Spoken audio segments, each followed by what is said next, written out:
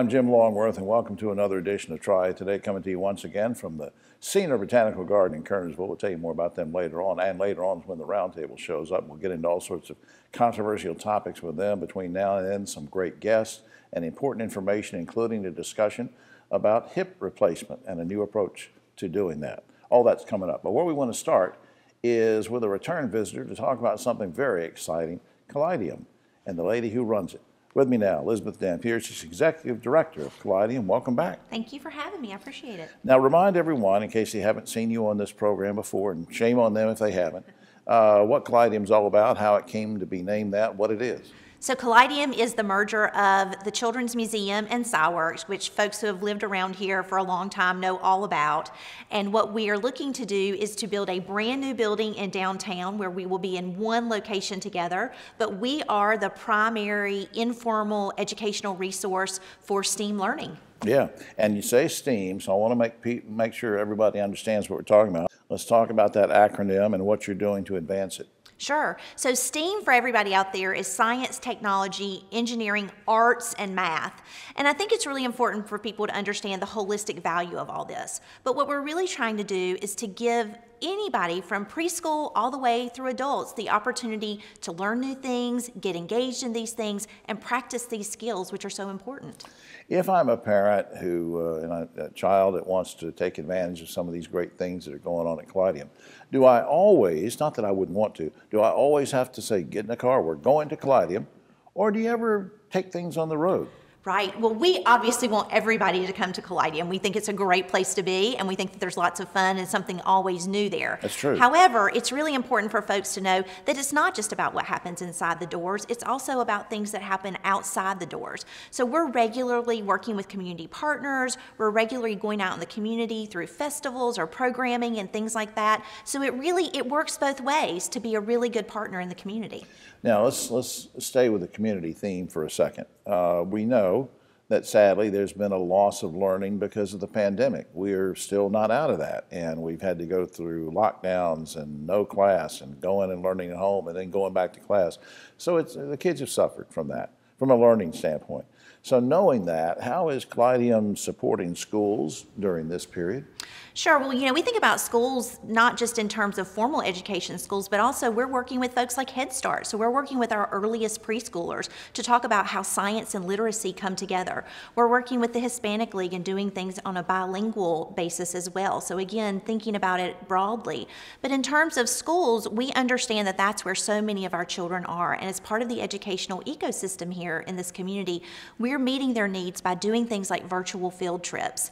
We also, because of our partnership with Inmar, who also allows us a couple of loaned executives, we have this exciting new robotics field trip that is coming online because we are seeing kids coming back to us now. And so they're able to use Ozobots and all these small things in robotics programming, and Inmar folks are helping us to teach those real world skills and practice those. Yeah. So those are really exciting things. We're also bringing online a program called Invention Convention with our schools. And the neat thing about that program is that kids are given a problem, and then it's their job to come up with a solution. And it may be a product or something like that. Maybe they can come up with a non-gerrymandered district map.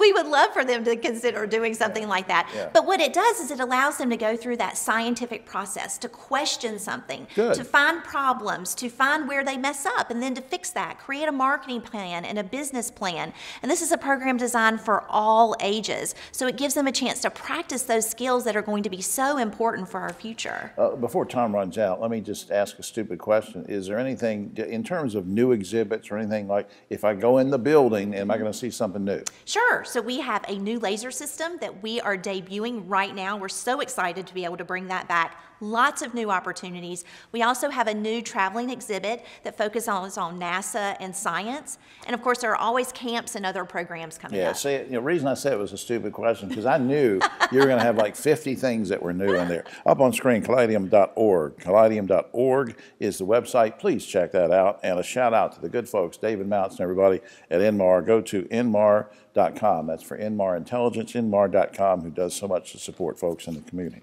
Elizabeth, will you come back sometime? I will. Thank you for having me. Love being here. Okay. We love having you. We'll be right back on Triad Today, and we have two very special guests with us right now. The first one I'm going to introduce is the talking half of the two guests. With me is Devin Perkins, and he's Director of College Relations and Marketing and Communications at Forsyth Tech. Welcome to the show. Thank you, Jim. And you have brought a special guest with you, and who is that? So I would love to introduce you, Jim, to Blaze, which is Forsyth Tech's brand new mascot.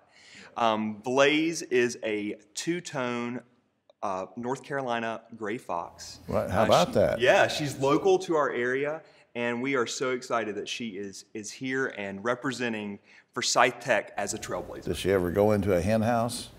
You know, I guess that's an embarrassing. Now tell me about I'm going to talk with Blaze in just a second, or attempt to, which in and to itself is strange. But tell me about the process that you guys had to go through, you and Dr. Spriggs, to figure out who the mascot would be. Absolutely. So we started a little over a year ago with this process. We knew that Forsyth Tech needed a mascot, needed a representative.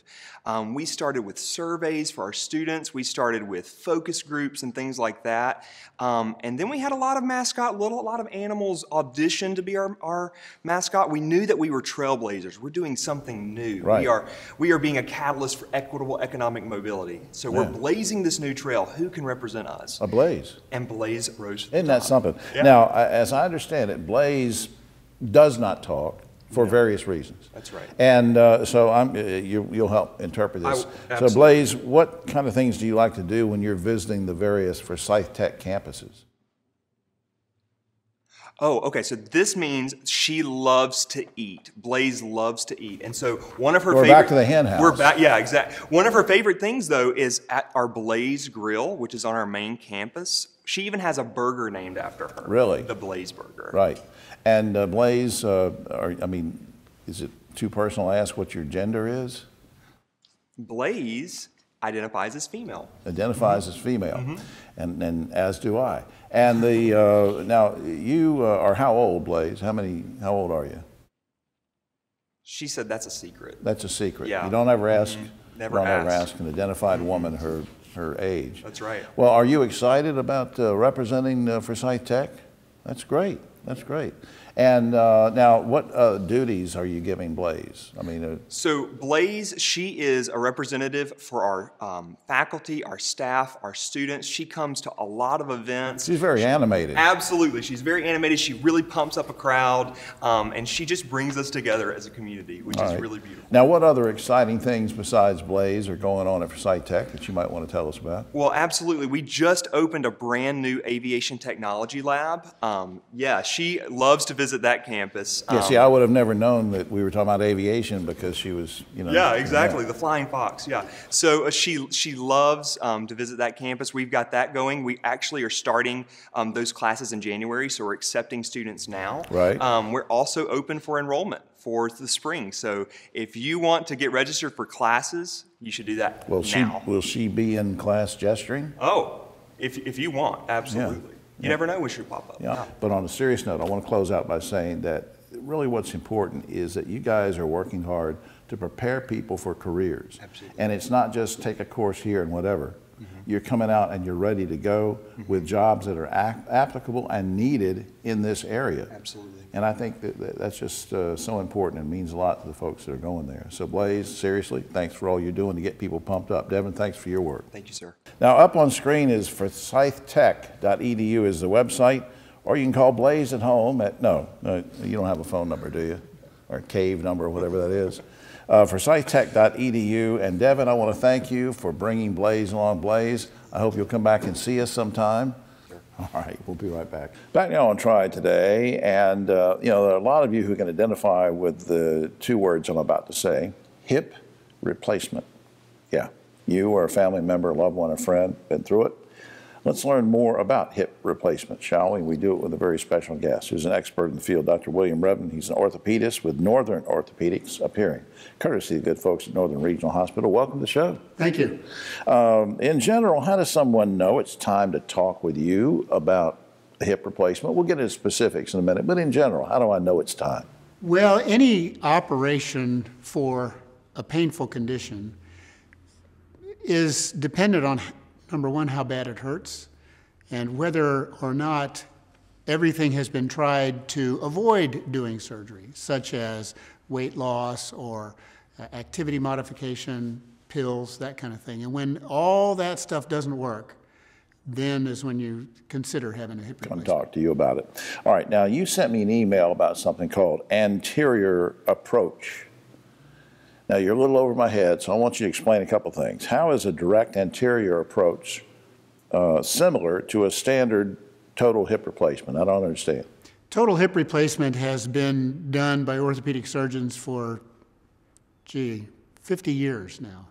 And it's traditionally been done from what we call a posterior approach. Every operation has a way to get down to where the business is. And the posterior approach is more on the backside in your buttock where the incision is made, and the approach to the hip is from the back side of the hip joint. The anterior approach is similar, and except you go in from the front, but all the same processes go into play. You put in the same kind of a hip implant, the same kind of rehab, that sort of thing. So it's only different in how we get to where we're going. Would you say it's better, it's easier, better recovery time? I mean, what, put in the category of different, help me with that. It's different only in the sense that you go through less tissue to get down to the hip joint. I tell people it's kind of like if you're going to drive a car, you open the front door and get in the driver's seat. Well, you could open the back door and climb over the seat and sit in the driver's seat. That's what I do. Yeah, right. So that's the posterior approach. But the hip is actually an anterior structure. So if you go in from the front door, it's less to go through and easier to get in. So then, and not to keep pressing the point, but if I go through this with anterior approach, am I going to feel better, get up, and do things quicker? Well, yes and no. It's better, quicker recovery. It's still a bit painful, but there's less tissue damage. Every operation has what I refer to as collateral damage. Right. Damaged tissue getting in there, and you try to avoid as much of that as you can, but there's some you just have to do. Right. And you put stitches in and put it back together.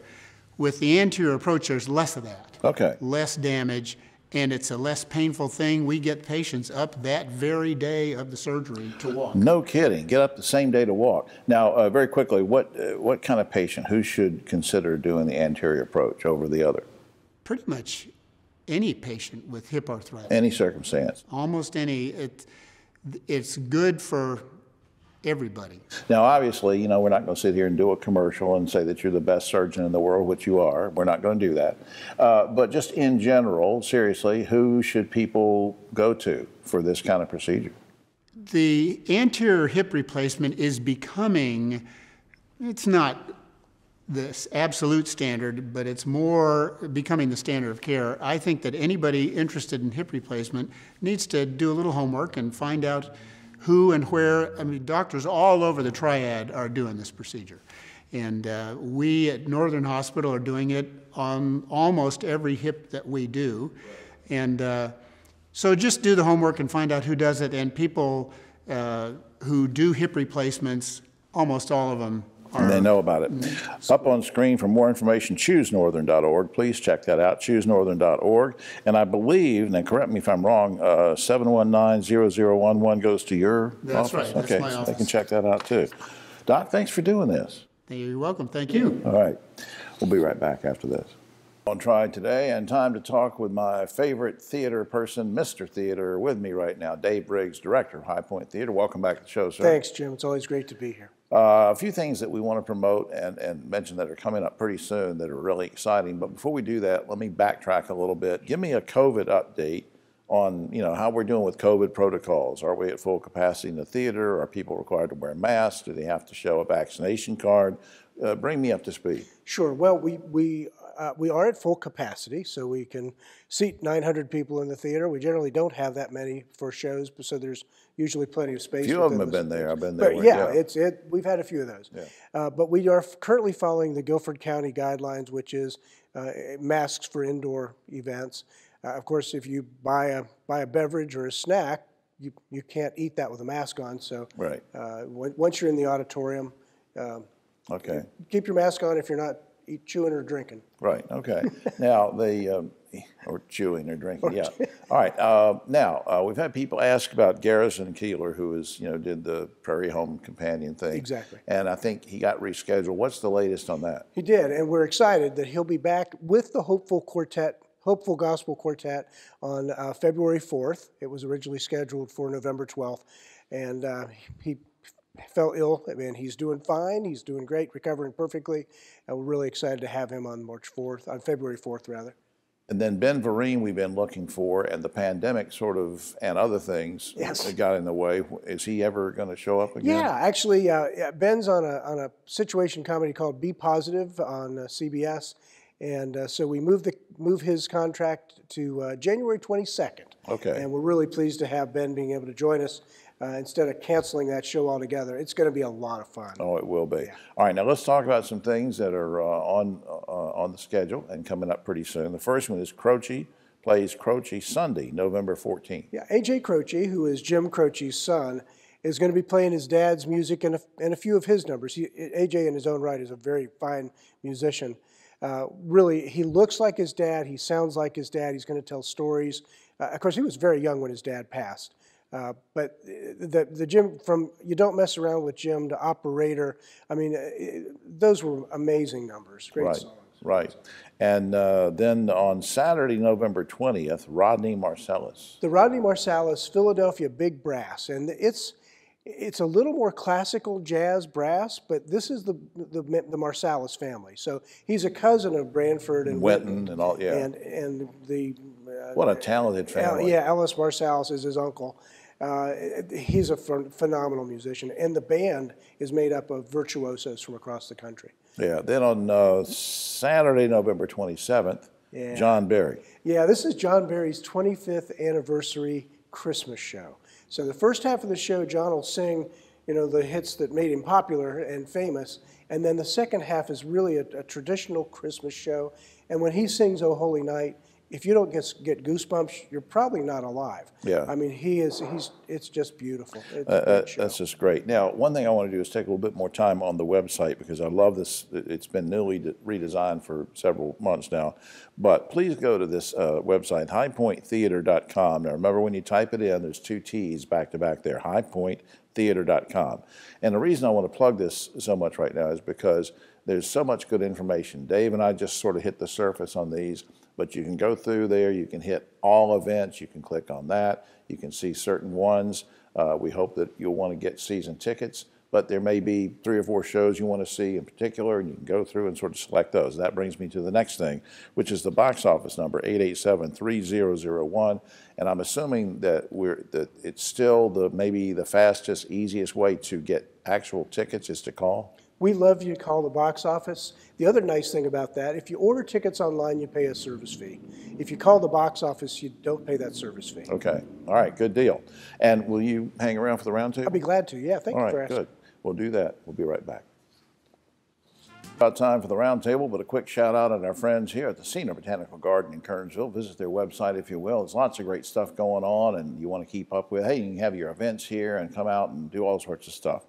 And you can do this right now. You can watch these guys here at the garden at our roundtable. On my right, but always political left, Ogie Overman, the great broadcaster and journalist. Held over from a previous segment is the great Mr. Theater, Dave Briggs from High Point Theater, and the great Keith Granberry, founder of Helping Hands Consultants. Guys, let's start out with politics.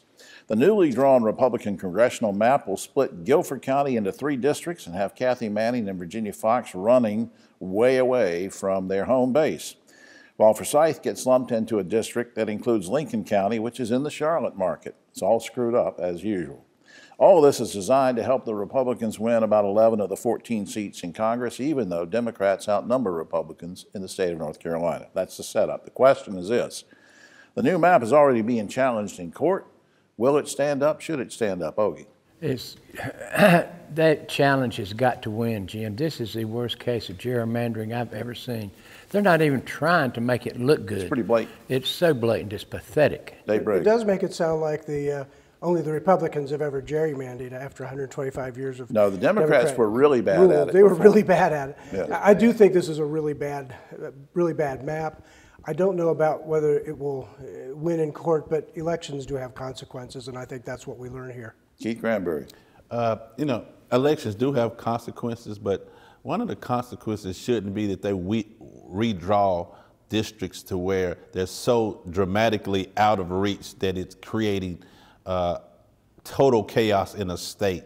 And this is what this is doing. It is gerrymandering, it is pandering to one group, and it's bound to fail in court. All right, meanwhile, our state legislature is about to legalize gambling on college sports, which we talked about before on this, but now it's going to become a reality. They're going to do it at authorized locations. It'll be run by up to a dozen different gaming companies around the state. Now, are you okay with having betting parlors throughout the state where folks can bet on college games? Okay. Well, I'm not much of a gambler myself, but, you know, I was a proponent of when we were having the pari-mutuel wagering debate 20 years ago over horse racing.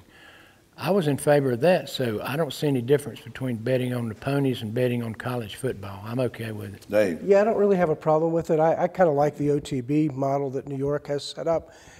If people are going to bet on sports anyway, we may as well get some revenue from it. All right, Keith. I think it's happening anyway, but I think you should have some of that money go toward education if that's what's happening. All right, here's a disturbing topic. A Triad area parent, I'm not going to identify the school or the kid or whatever, a Triad area parent has filed a complaint with her school system because her 12-year-old son was handcuffed by a school resource officer. Now, regardless of the specific circumstances, in general, should handcuffs be used on a 12-year-old child? Okay. Well, I think you need to know the specific circumstances, Jim. I mean, I can't say across the board that's bad. In general it is, but there's some bad 12-year-olds out there. Large for their age Yeah. and violent, perhaps, maybe even having weapons. Yeah. So that could determine that. Dave. Yeah, and having been in the schools, some of those 12-year-olds are 6 feet tall.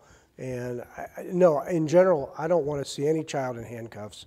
But if the circumstance merits it to keep other people safe and the child, which is also important. All right, Keith. I think you have to have people who are trained to be in these schools to identify these situations and neutralize them. But there are 12-year-olds that definitely need to be handcuffed in certain situations. All right, now, the Virginia Beach School District is now closing schools every Wednesday, a lot earlier. I think it's 3 hours earlier, I think, every Wednesday, which they call the reason for that is teacher burnout. That's their quote, teacher burnout. The new policy is scheduled to run for the next 3 months. Guys, are you okay with shortening the school day because teachers are tired? Okay. You know, I think I am, Jim. One of the consequences of the pandemic is that it's been such a burden, a horrible burden on the teachers. I could give them a break for a couple of hours, sure. Dave, your wife Elizabeth is a teacher. What's your perspective? I think that's ridiculous. To Ridiculous. close early. Don't close. The kids, where are the kids going to go? They need that educational opportunity time. That's an absurdity for me. It's going to create more latchkey situations too. But anyway, Keith, what do you think? Closing early? Absolutely. I mean, right now, this pandemic is not going anywhere right now. So the teachers are dealing with students who aren't being vaccinated coming into the school. They need some relief. Absolutely. All right. Last weekend, we turned our clocks back as daylight savings time ended. Meanwhile, 19 states are seeking to have daylight savings time year-round. Congress would have to vote on that. Would you like to see North Carolina join that group of 19 states? And should Congress approve the extension? Okay. Yeah, I think they will this time. I mean, we talked about it for years. It's outlived its usefulness, and it really messes with your internal rhythms. I'm out of sorts now, even though we're supposedly gained an hour. Right. Yeah, Dave. I sure hope they do eliminate that or go fully daylight savings time. It takes me about 2 weeks for my body clock to settle. Yeah, my body clock hasn't settled since high school. I don't know what's going on. Keith, what do you think? Just keep daylight saving going? I'm okay with it. I'm sexy hour behind or hour, ahead. I'm just a sexy person, so it doesn't matter to me. I wake up 1 hour early or 1 hour late. You feel me, Jim? No, I don't feel you, nor do I care to feel you. Finally, guys, Thanksgiving is, what's the matter with you? finally, Thanksgiving is just around the corner, so I want to know what food you guys will absolutely refuse to eat on Thanksgiving Day. Ogie. I hate gizzards and like that. I don't like liver. Everything else? Yeah, I can't think of anything I'd really Dave, just what hate. holiday food would you refuse to eat? Yams. Don't like yams? Don't like yams. Keith, anything you will not eat on Thanksgiving? I know when you come to my house you like hamburger sliders, but is there anything you would not eat? Cranberry sauce, man. Even though my last name is Granberry, I hate cranberry. That's funny. I just hate it. I didn't know man. that. I didn't know you didn't like it. I hate Okay. it. I just hate All right, it, man. well, that's all I feel, Keith. That's right. That's all the time we have. Oh, except for this. There's a company in Great Britain who's just started a channel called the Dog TV channel. It's a true story, and all day long it plays TV programs for dogs to watch while their parents are away. Now, most of the programs on Dog TV are free, but some of them are paw-per-view. Did you get that? Great idea, Jim. It's a great idea. Do you feel me, Ogie? No, we don't feel you on that one. We'll see you next week.